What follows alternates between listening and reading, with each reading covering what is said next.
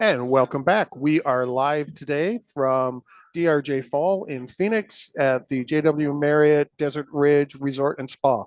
Hey, I Nailed got it. through it without You even nailed it, hesitation.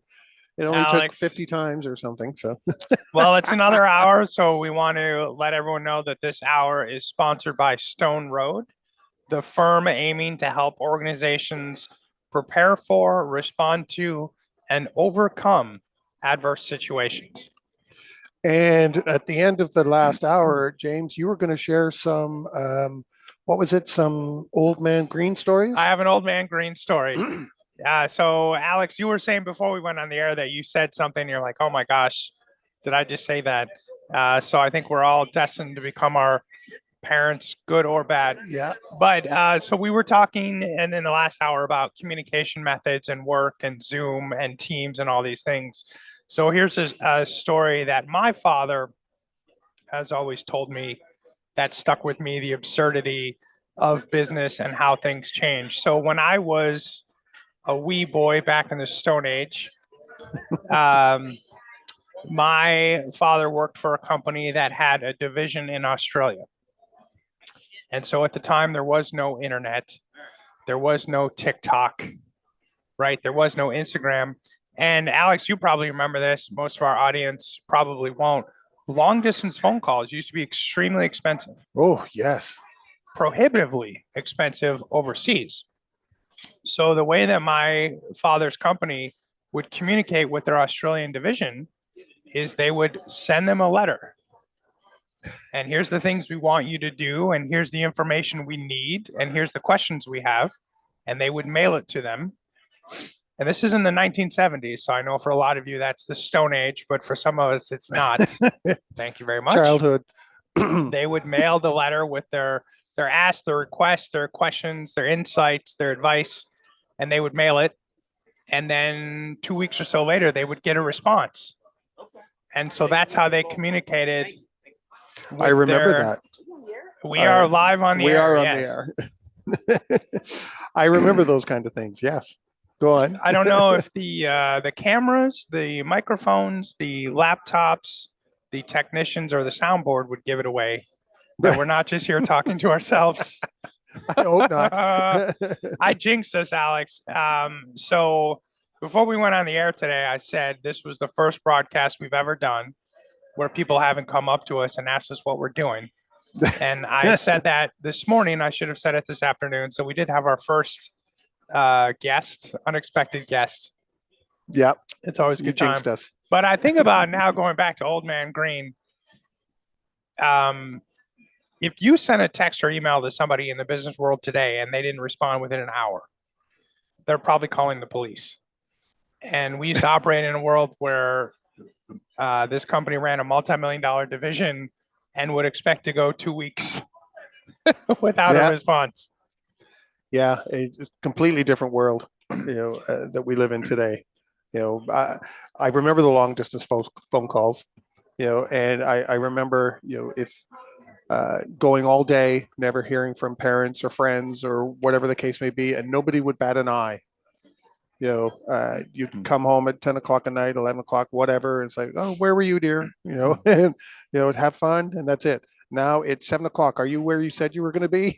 And again, I don't want anyone to think I'm pining for the good old days, but I find it interesting the speed of communication and the expectations we all have now that you will respond immediately 24/7. It's even been interesting. So we're doing this broadcast 5 hours a day, as we may have mentioned a few times. And how many people last night at the reception were like, I texted you at 12 o'clock and I didn't hear back from you until 5. I was like, yeah, because I think Alex and the guests find it kind of rude during a live broadcast if I'm over here like, hey, how are you? Yeah. But just even that expectation of I was quasi dark, except to our guest coming up for 4 hours. And people were like, were you okay yesterday? What happened? I told everyone, I said, I'm ahead of time. If you text me, I won't be responding because the phone will be on airplane mode, and that's it. Yeah. No interruptions, no nothing. And afterwards, of course, when I turned the phone on at about 4:30 after we had shut down and closed up here, of course, there was a whole list of, emails and notes coming through. But, I think I set the expectation ahead of time. I'm not responding, Yeah, forget it. it was interesting. My oldest son, prior to university, completed boot camp. And for 6 weeks of boot camp, they did not have their phones at all. Oh, And so there's a parents group for people who are kids who are going to the university, and all of the helicopter parents could not handle not being able to text or call or FaceTime little Johnny for 6 weeks. And I can't even imagine. I told my son, I don't know what he did, but I was like, hey, just, when you first turn on your phone, I would just do a factory reset because it's going to blow up. I would just melt it down. But it was interesting watching people just freak out because they're used to always on constant communication with your little special snowflake, your kid. Yeah. And then 6 weeks, nothing. You hear nothing unless they're in the hospital, as they will call you. Yep. So yeah, it's like I said earlier, completely different world. The expectations are different. Social media has brought us closer together and helps out in so many ways, but in other ways, it causes us, negative reactions to it, like the stress of not being able to text your son or your daughter or your mom or your dad, all the time when, your parents grew up not worrying about that anyway. yep, we had to be home for lunch or dinner or when the sun went down. I finished dinner, going out with friends. Okay, be back by, I don't know, 10 o'clock or whatever. Be back by 10. That's it. 10:30, that mom would start to worry. Exactly. Okay, where are you? And I don't know about your parents, but my parents had the numbers of my close friends, who really lived in the neighborhood anyway. So she really just had to look out the window and scream my name. Like that's how parents found you, right? They screamed out the front window, embarrassing beyond belief. But you heard your mom or your dad yell and you went home. And that was social media back then. I think it contributes to the burnout that several of our guests have spoken about. That always on, that always available that's not how we've been wired for millions of years. Yeah, I don't think we can do that. You can't be even, nobody can be 24/7. But I think we in our profession, we try. And that was something that I think Tom mentioned, very thoughtfully yesterday. What happens during an incident? I'm expected to stay awake and manage it until I pass out or the incident's over. Yeah. And and again, that made sense when there was a fire and a fire lasted 25 minutes. Now the recovery and restoration took longer, but there wasn't the immediacy of, okay, the fire's out. We need to rebuild. We need to move. We can all go to bed or have dinner. I think we saw with COVID, like there was no downtime and it was 3 years. And a lot of people in our profession, including myself, like are struggling with or did struggle with that. How do you, doctors don't work a 1-year shift. Yeah. Nurses don't work a 1-year shift. Firefighters do 24 on, which I don't even know if that's healthy. I hope my house doesn't catch on fire at hour 22. Yeah. But they have shifts where they roll on and off. We do not. No. And part of that also comes down is to being able to have the right crisis management team in place and the communications amongst yourselves, before something happens. You and I, we talked this morning that, and we have some ideas that if something did happen, we'd be able to manage something on our own. You could take over for me, I could take over for you, and those kind of things. But you have to have those conversations ahead of time and understand what happens. Or if it's, 5 hours of you, then 5 hours of me, a time period where there's a handoff. Here, James, here's what happened during my 5 hours. Here are the decisions that were made, the reasons for it, so that when you take over and some of those things come up again, your understanding of why that occurred, who was involved, and to be able to keep that, if it's an ongoing issue, continue that issue and be able to manage it without having to call me back and figure it out. And then the same thing happens when I come back and take over for you. And instead, it's no, James is looking after this. James is doing everything, and you get burned out. And then you start making mistakes too because you're now tired. So you're making the wrong decisions. You get cranky, and then no one wants to be around you to help you when you really do want it. Although, in full transparency for the audience, we had decided that I'm Alex's backup and Alex is my backup. And for Speak and Spark, Lynette is both of our backups. Yeah. And then, in full transparency, after that, it's my cat and your dog. Yes. If we have to go to fourth level of backup, things are going to get strange. I think maybe we should just go with the dog and cat to start with, because then people will just go, "Oh, look at that. Okay, we're fine. We can wait." We might have to do some A/B testing of 1 hour of you and I talking on video, and then 1 hour of your dog and my cat, and see what gets a higher, rating. I don't even know if I want to see that, though, to be honest. I think I already know the answer. Oh my goodness. So what else do we have to? Oh, I know what I wanted to bring up today that I thought was rather interesting. What do you have on your list in 4-point font? By the way, I'm very curious. I can't read. No, that's my scribble. As a backup, so we have our broadcast schedule on both of our devices, and then Alex printed his out. I wish we could share it because it is in 4-point font.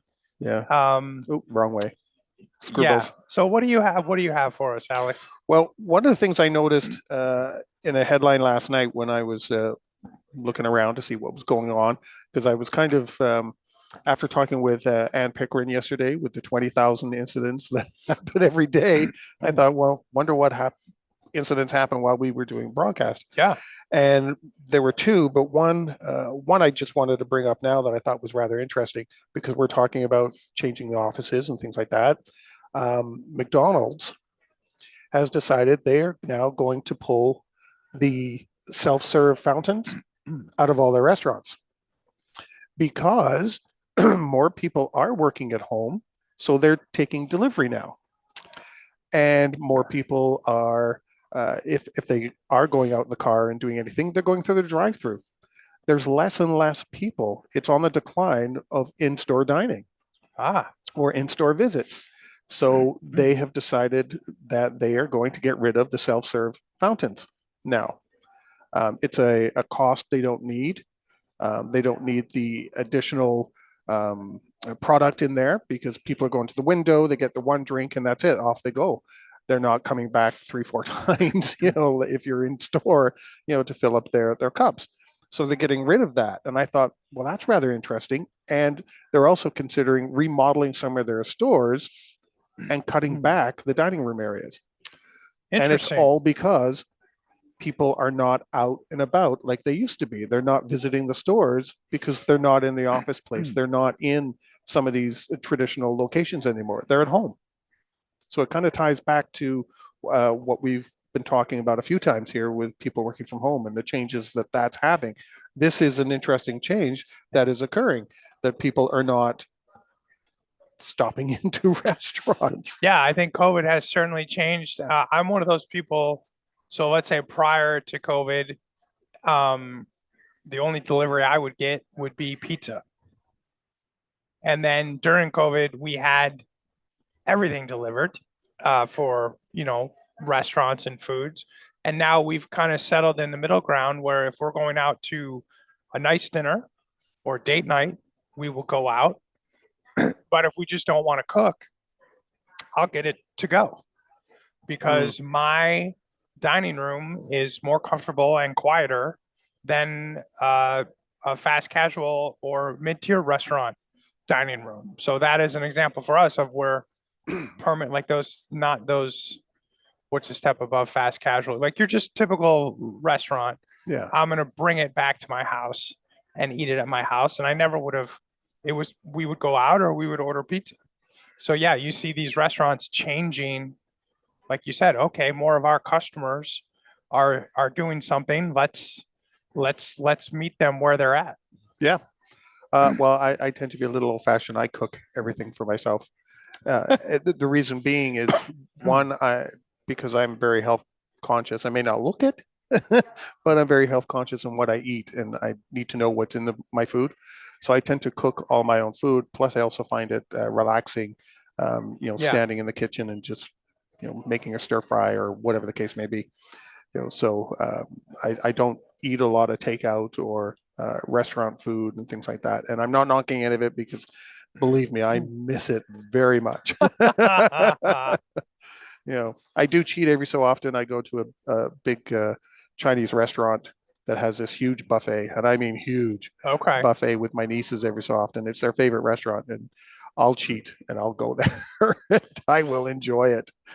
Oh, I did get you to a restaurant in Louisville, yes. though. I did Yeah. get you to eat out. If you like that video, thumbs up. If you didn't like that video, thumbs down. But leave me a message and let me know your thoughts. Of course, don't forget to subscribe. And in the meantime, stay prepared, everybody.